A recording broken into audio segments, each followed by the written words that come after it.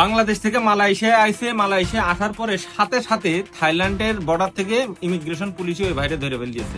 ঠিক আছে, এখন কথা হচ্ছে ওই ভাইয়ের তথ্য কিভাবে বের করা যাবে। ঠিক আছে, প্রথমে কাহিনীটা বলি।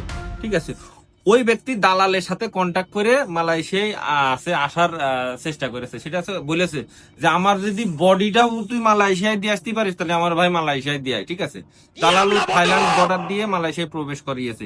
মালয়েশিয়ার যে ক্যাম্প ঘর আছে না, মানে যে ক্যাম্প ঘর না কি বলে, ওখান থেকে যেই বেরিয়েছে সেই ইমিগ্রেশন পুলিশে ধরে নিয়ে গেছে। ঠিক আছে, 3 মাস যাবত তার কোনো খবরই তার পরিবার পায় না, এবং ওই পরিবারের কাছ থেকে দালালে 2.5 লক্ষ টাকা নিয়েছে যে তাকে মুক্তি করে বের করবো। ঠিক আছে, মালয়েশিয়ায় কোনো মাইকালালের ক্ষমতা নেই যে ঘুষ দিয়ে কোনো ব্যক্তিকে বের করবে।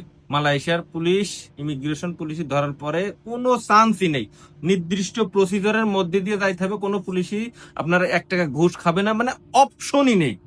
ঠিক আছে, আর মালয়েশিয়া জেলে যারা গিয়েছে তাদের মনে করেন যে বিপদের শেষ নেই। আর এই ধরনের আসামিদের আমি যতদূর শুনেছি, ঠিক আছে, মানে আপনি তার পাসপোর্ট নেই, কিছু নেই।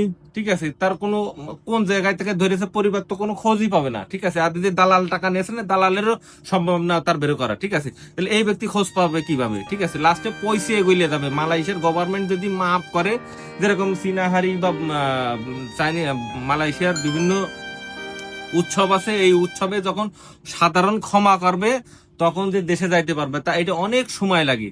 এবার কথা হচ্ছে ওই ব্যক্তির ফ্যামিলি থেকে আমারে অসংখ্য ভাবে আমার সঙ্গে যোগাযোগ করার চেষ্টা করেছে। এক পর্যায়ে আমি আমার ফোন নাম্বার দিয়েছি, দেওয়ার পরে কথা যে ভাই আমার 3 মাসের বাচ্চা, ঠিক আছে, এবং আমারে কিস্তির টাকা তুলে ওরে বিদেশ পাঠাইছি। এখন মনে করেন যে আমি বাচ্চা নিয়ে আর এই টাকা নিয়ে আমি বিপদে পড়ে গেছি। ঠিক আছে, কারণ টাকা যদি থাকতো তাহলে তো আর আমি কিস্তি উঠাইতাম না। এখন এই টাকা নাই বলে কিস্তি উঠাইছি। এখন এই 3 মাসের বাচ্চার খাওয়াবো কি, নিজে খাবো কি, আর এই কিস্তি চালাবো কি করে? ঠিক আছে, আর সেই স্বামীটার খোঁজ খবরই পাচ্ছে না। তো আপনারা এই ধরনের মানে চুদনার পানার দ্বারা করবেন, তারা এই ধরনের কাজ থেকে বিরত থাকবেন, বিপদের শেষ নেই। ঠিক আছে, আর মালয়েশিয়ার জেলে আর মানে আপনার জেলে সাজা শেষ হলেও আপনার বেরোতে প্রায় 2 মাস সময় লেগে যায়। ঠিক আছে, তা এই ধরনের অবৈধ কাজ কাম করবেন না, আর এই ধরনের ভুলভাল করবেন না। ধন্যবাদ।